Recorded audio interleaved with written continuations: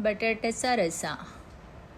2 बटाटे घेतले आणि ते कापून सोलून छान आता पॅनमध्ये ते तेलामध्ये छान तळून घ्यायचे ब्राऊन होईपर्यंत. बटाटे हे थोडे मऊ होऊन जातात आणि थोडे शिजतात पण, आणि त्याची भाजीही छान लागते. तळून बटाटे केले की थोडं लवकरच बटाट्याची भाजी तयार होते आणि टेस्टीही लागते. आता आपले सर्व बटाटे झाले. आता तेलामध्ये आपण कांद्याचं पेस्ट टाकलंय आणि आता लाल मिरचीचं पेस्ट पण टाकलं आहे. धणे जिरे टाकली आहे. हळद टाकली 1 चमचा, 1 चमचा तिखट टाकले,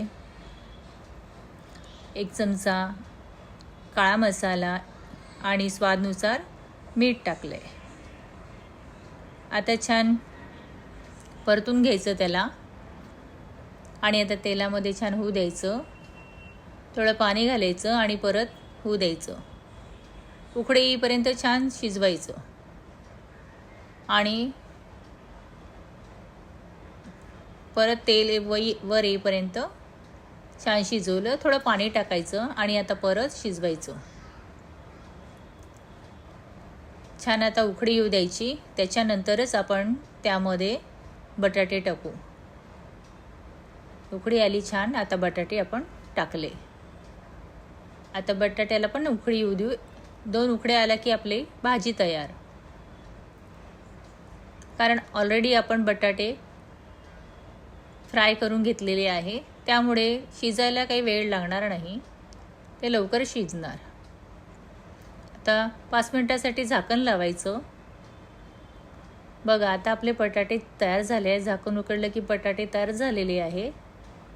आता छान कलरही आला आहे आपल्या भाजीला आणि खायला पण चांगली आणि चविष्ट लागते. आपली भाजी तयार झालेली आहे.